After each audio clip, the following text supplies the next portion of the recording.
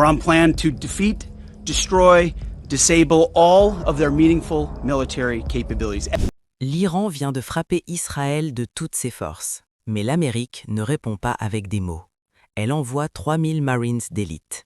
Leur mission, anéantir, détruire, neutraliser toutes les capacités militaires iraniennes.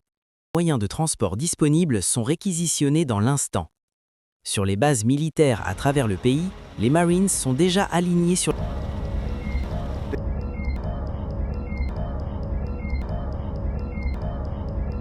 V-22 Osprey attendent, rotor prêt à tourner. Quand le signal tombe, les rampes arrière s'abaissent. Les Marines s'engouffrent à l'intérieur, s'attachent en silence. Les rampes se referment, les rotors hurlent. Les tiltrotors s'élèvent et filent vers les navires de guerre déjà positionnés dans la région. Ces bâtiments servent de plateforme de transfert. À bord, un autre contingent de Marines est déjà en alerte maximale et se prépare à rejoindre le théâtre des opérations. Dans les coursives sombres sous le pont, les officiers enchaînent les briefings express. Procédure d'urgence, règles d'engagement, plan d'urgence. Chaque session est courte, précise, sans un mot de trop. À peine les briefings terminés, les Marines passent à l'action. Ils descendent aux armeries. Les chargeurs sont sortis des caisses par dizaines et remplis cartouche après cartouche. Les fusils sont vérifiés, testés, huilés. Les pistolets sont chargés et rangés dans leur étui.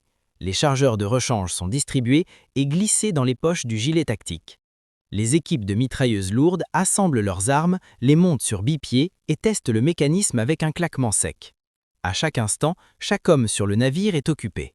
Charger des munitions, vérifier son matériel, recevoir des consignes. La préparation ne s'arrête jamais.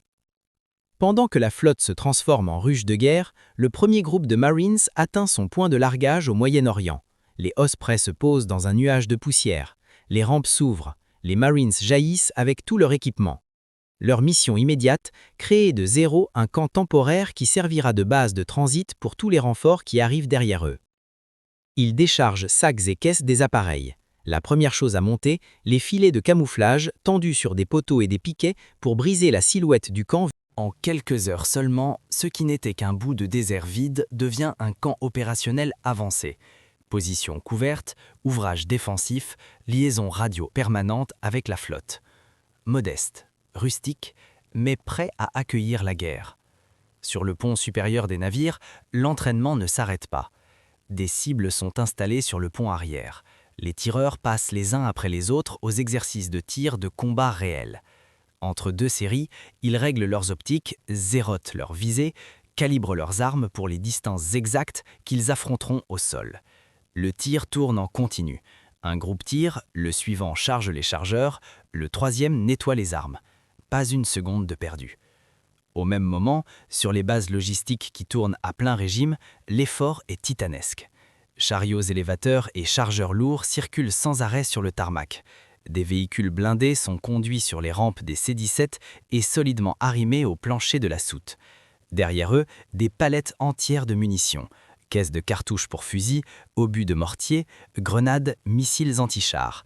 Puis viennent les vivres, l'eau, le matériel médical, les pièces de rechange, les réservoirs souples de carburant, les groupes électrogènes portables. Tout ce dont les Marines auront besoin pour tenir et combattre sur le terrain est chargé jusqu'à saturation. Les C-17 décollent les uns après les autres, remplis à craquer. Dès qu'un appareil est sécurisé, il roule sur la piste et s'envole vers le Moyen-Orient.